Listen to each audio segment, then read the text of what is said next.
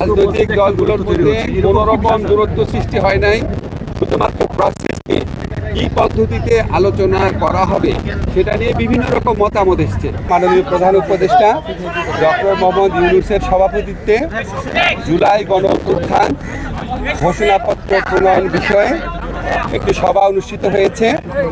এই সভাতে বিএনপি, জামাত, হেফাজতে ইসলাম, বাম মঞ্চ, বৈষম্যবিরোধী ছাত্র আন্দোলন, নাগরিক কমিটি সহ জুলাই গণঅভ্যুত্থানে অংশগ্রহণকারী প্রায় সকল শক্তি এবং রাজনৈতিক দল উপস্থিত ছিলেন।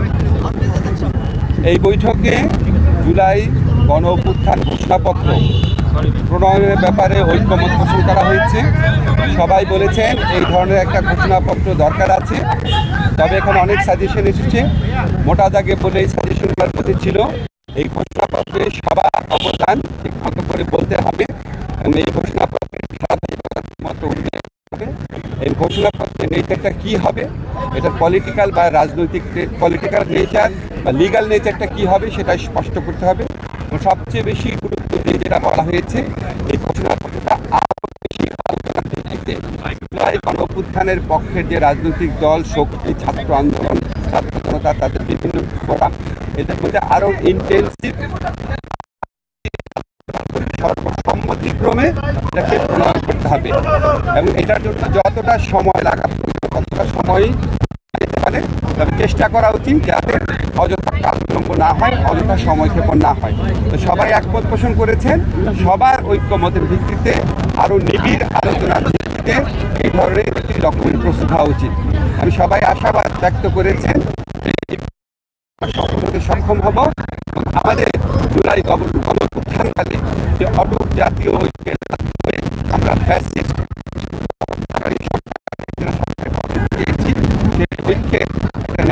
সবাই ঐক্যবদ্ধভাবেই প্রণয়ন করতে পারবো, এই আশাবাদ ব্যক্ত করে আজকে সভা শেষ হয়েছে।